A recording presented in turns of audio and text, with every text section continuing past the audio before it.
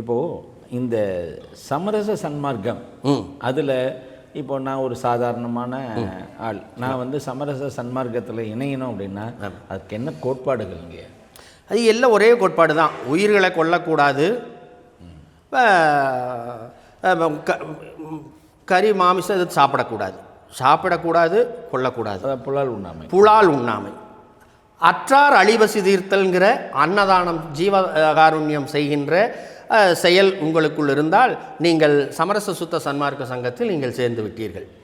ஓ, சிவாய் நல்ல விஷயங்கள்ங்க. இந்த சிற்சபையின் மாமருந்தே அப்படின்னு ஒரு வார்த்தை சொல்கிறாங்க.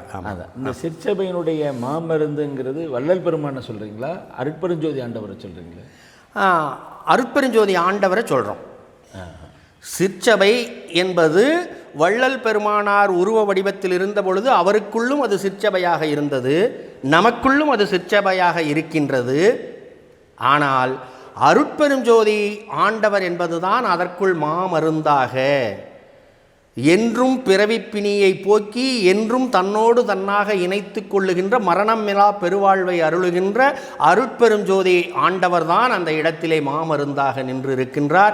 இது வள்ளலாருக்குள்ளும் நிறைந்திருந்திருக்கின்றார், நமக்குள்ளும் நிறைந்திருக்கின்றார், எல்லோருக்குள்ளும் இருப்பதனால்தான் வள்ளல் பெருமானார் அவர்கள் ஆன்மநேய ஒருமைப்பாடு என்ற ஒரு பேருண்மையை பிரகடனப்படுத்தி இருக்கின்றார். ஒருமைப்பாடு அதுதான் சமரச சுத்த சன்மார்க்க சத்திய சங்கத்தினுடைய முக்கிய கோட்பாடு. என்னன்னா ஆன்மநேயத்தோடு கூடியிருப்பது.